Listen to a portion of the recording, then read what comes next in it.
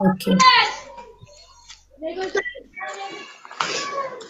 ትንሽ ነው በባህር ነው የሄድኩትና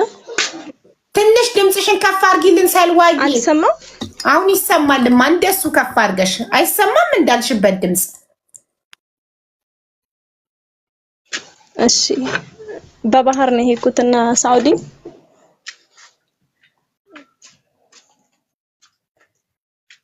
ቤተሰቦቼን በጦርነቱ እናቴ ቀርማን የሞተችና ቤተሰቦቼን በጦርነቱ ያሳታች ነበር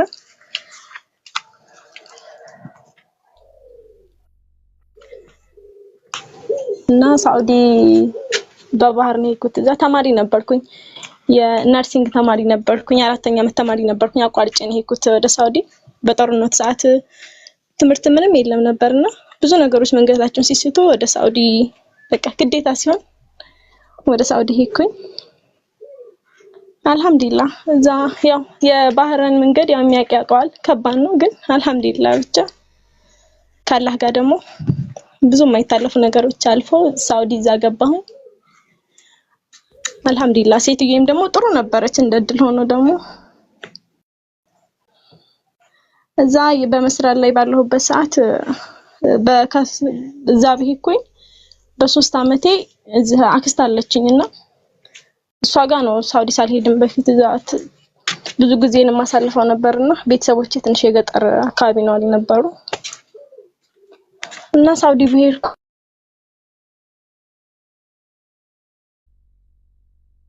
ሰልዋ ይቆራረጣል ረጫልሽ ማሪ ትሰሚ ነበር ግን እየተቆራረጠ ነው አሁን ትሰሚያለሽ